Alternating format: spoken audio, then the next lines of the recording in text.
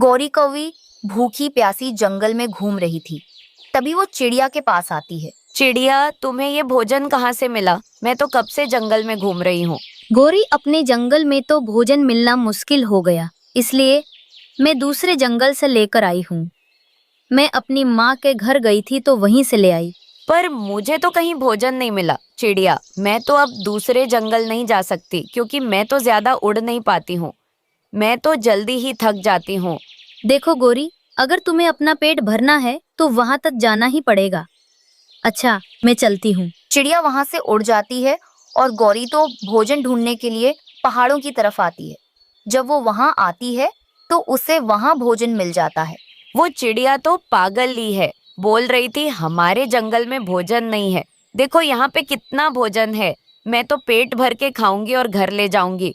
गौरी भोजन खाने ही वाली थी, तभी चील वहां छिपी बैठी थी। चलो, आज शिकार तो मिल ही गया। काली कव्वी ही सही, पर मांस तो मिलेगा खाने को। ये कहकर चील अपने जाल की रस्सी खींच लेती है और गौरी उस चील के लगे हुए जाल में फंस जाती है। अरे ये क्या! मैं इस जाल में कैसे फंस गई? कोई मुझे बचाओ, मेरी मदद करो। चील गौरी के पास आ जाती है। मैं कितने दिन से जाल लगाकर बैठी थी। कव्वी, मैं तुझे कैसे छोड़ दूं?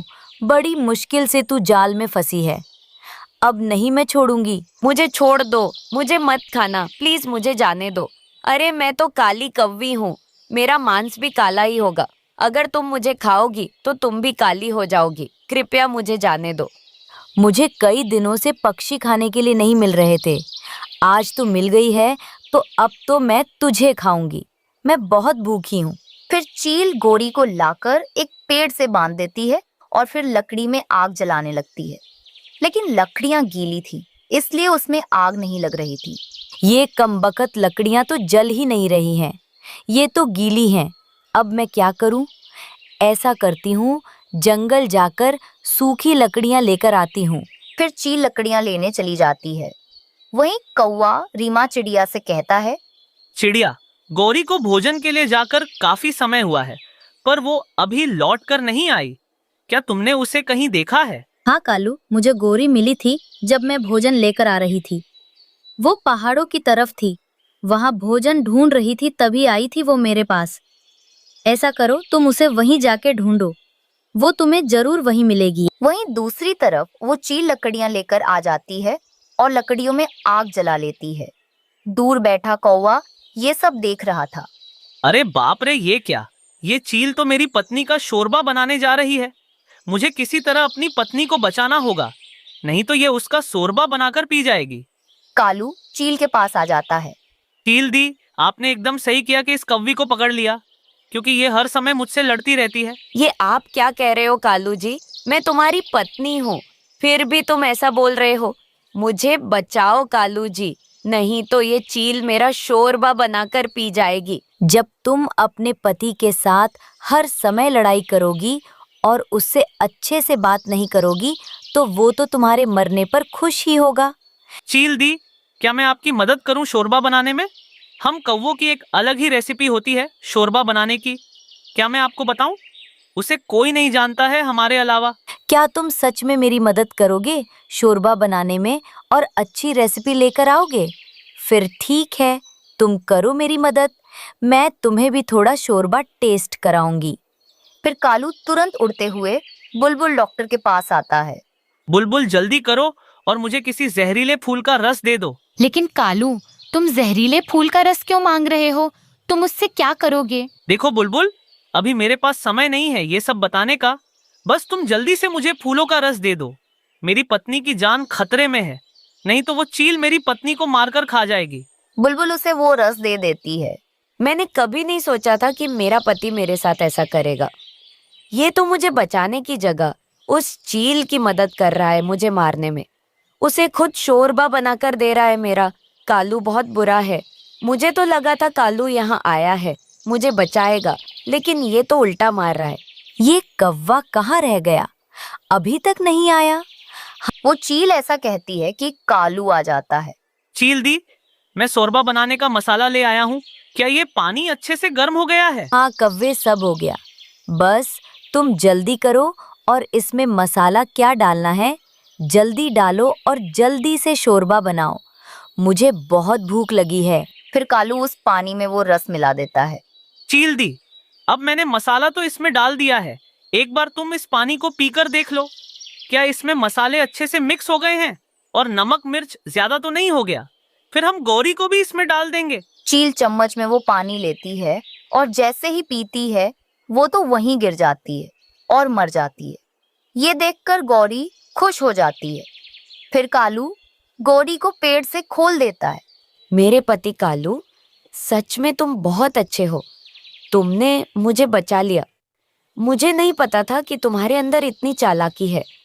मैं तो सोच रही थी तुम सच में ही उस चील को मेरा शोरबा बनाकर पिला ही दोगे। इस तरह गौरी और कालू चील का सारा भोजन लेकर अपने घर आते हैं और फिर वो दोनों पति पत्नी घर आकर खुशी खुशी रहने लगते हैं और अपनी जिंदगी बिताते हैं। कौवा और कौवी पहाड़ों के पास मीठे फल के पेड़ पर बैठकर मीठे फल खा रहे थे। कालू जी, अगर दूसरे पक्षी इस दिशा में ना आए तो ये सारे मीठे फल सिर्फ हम ही खाएंगे। गौरी, तुम चिंता मत करो, मैं उन्हें डरा दूंगा और कोई भी दूसरा पक्षी इस तरफ नहीं आएगा। अपना पेट भरने के बाद कालू और गौरी घर के लिए निकल जाते हैं कि तभी रास्ते में उन्हें तोता मिल जाता है। तोते तोते तुम कहाँ जा रहे हो? मैं पहाड़ों की तरफ जा रहा हूँ। सुना है कि वहाँ एक मीठे फलों का पेड़ है। ना तोते, तुम उस तरफ ना जाना। सबको बता दो, वहाँ एक खतरनाक काली बिल्ली रहती है। अरे डायन है वो, डायन। वो तो पक्षियों को पकड़कर खा जाती है। अगर किसी को अपनी जान प्यारी हो तो कोई भी उधर ना जाए। बता देना सबको, वो छोटे पक्षियों का शिकार करती है। तोता जल्दी से पीछे मुड़ जाता है। देखा गौरी मेरा दिमाग, अब ये तोता जंगल के सभी पक्षियों को बता देगा और फिर कोई भी पक्षी पहाड़ों की तरफ नहीं जाएगा। कालू जी, अब तो उस मीठे फल के पेड़ से मीठे मीठे सारे फल हम ही खाएंगे। चिड़िया चिड़िया, पहाड़ों की तरफ मत जाना, वहाँ ना एक काली बिल्ली रहती है। मगर मैं तो कल ही वहाँ गई थी, वहाँ तो कोई बिल्ली नहीं है। मुझे तो अभी अभी उन कौवों ने बताया है, जो भी पहाड़ों की तरफ जाएगा वो मारा जाएगा। इस जंगल में केवल वही एक फल का पेड़ था और वहाँ भी काली बिल्ली ने कब्जा कर लिया। चलो तोते, हम ना किसान के खेत से ही दाना चुगाते हैं। फिर तोता और चिड़िया किसान के खेत से दाना चुगने के लिए चले जाते हैं। अगली सुबह जल्दी उठकर कालू और गौरी पहाड़ों की तरफ जाते हैं और मीठे फल के पेड़ पर बैठकर मीठे मीठे फल खाते हैं और पेट भर जाने के बाद वो धूप में लेट जाते हैं। गौरी, अब ना दाना ढूंढने की टेंशन और ना किसी का डर। अब तो रोज ही हम यहाँ मीठे फल के पेड़ पर बैठकर मीठे मीठे फल खाया करेंगे और यहाँ धूप में लेटकर सो जाया करेंगे। और दूसरे पक्षी काली बिल्ली के डर से इस तरफ तो आएंगे भी नहीं। दूसरी तरफ जंगल के अन्य पक्षी भोजन की तलाश में इधर उधर मारे फिर रहे थे। चिड़िया, अब मुझसे और नहीं होता। मैं जा रहा हूँ पहाड़ों की तरफ मीठे फलों के पेड़ से फल खाने के लिए। इस मौसम में उस पेड़ के फल पक जाते हैं। नहीं नहीं कबूतर भैया, भूल कर भी वहाँ नहीं जाना। कौवों ने बताया है कि पहाड़ों की तरफ एक काली बिल्ली रहती है। क्या? ये क्या बता रही हो तुम चिड़िया? मैंने तो कल अपनी आंखों से उन कौवों को पहाड़ों की तरफ जाते हुए देखा था। क्या क्या ये सच है? और नहीं तो क्या। तुम दोनों कल मेरे घर पर आ जाना, मेरे घर की खिड़की से सब कुछ अच्छी तरह से नजर आता है। फिर दूसरे दिन तोता और चिड़िया सुबह सुबह कबूतर के घर पर जाते हैं। कबूतर भैया, वे कौवे कब आते हैं? वो कौवे आते ही होंगे और आप दोनों ना अपनी आंखों से देख लेना वो कौवे पहाड़ों की तरफ जाते हैं। कालू जी, चलो, देर हो रही है। गौरी रुको, मैंने सोचा है कि मैं आज टोकरी लेकर जाऊंगा और जी भरकर फल खाने के बाद टोकरी में भी कुछ फल भर लूंगा। उसके बाद 2-4 दिन तक घर में बैठकर फल खाएंगे। फिर कालू कौवा टोकरी उठाता है और गौरी के साथ पहाड़ों की तरफ चला जाता है। चिड़िया और तोता उन दोनों को पहाड़ों की तरफ जाते हुए देख लेते हैं। अरे, ये कौवे तो सच में पहाड़ों की तरफ जा रहे हैं।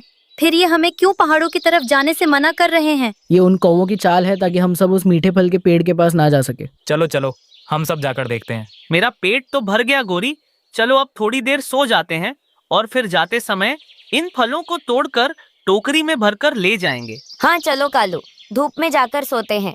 फिर कौवा और कौवी धूप में जाकर गहरी नींद में सो जाते हैं।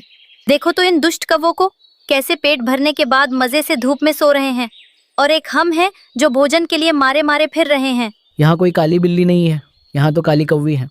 चिड़िया, मैं तो पेट भरकर मीठा फल खाऊंगा। फिर तीनों दोस्त चिड़िया, तोता और कबूतर पेट भरकर मीठे मीठे फल खाते हैं। रुको, मैं ना अभी कौवों की टोकरी चुरा कर लाती हूँ। टोकरी में ये सारे मीठे मीठे फल भर लेंगे और फिर घर में संभाल कर रखेंगे। फिर चिड़िया उन कौवों की टोकरी को चुरा कर ले आती है और सभी दोस्त उस टोकरी में मीठे मीठे फलों को भर देते हैं। चलिए अब घर चलते हैं, अब ये फल कई दिनों तक खत्म नहीं होंगे। और फिर वे तीनों दोस्त अपने अपने घर चले जाते हैं। शाम में जब कौवा और कौवी की नींद खुलती है तो वे देखते हैं कि उनकी लाई हुई टोकरी गायब है। कालू जी, हमारी टोकरी नहीं है। और मीठे फल के पेड़ पर मीठे फल भी नहीं है। ले गए वे पक्षियाँ, सब ले गए। फिर अगले दिन उन कौवों को जोरों की भूख लगती है। वे चिड़िया के पास जाते हैं। चिड़िया चिड़िया, दरवाजा खोलो। नहीं गोरी, अभी हम मीठे फल खा रहे हैं। हम सब मीठे फल खाने के बाद दरवाजा खोलेंगे। फिर कालू और गौरी खिड़की से अंदर झांकने लग जाते हैं और तोता जल्दी से उड़कर खिड़की बंद कर देता है। दुष्ट कौवो, मीठा फल खाना तो क्या, अब मैं उन्हें तुम्हें देखने भी नहीं दूंगा। फिर वे सभी दोस्त हंसने लग जाते हैं और मजे मजे से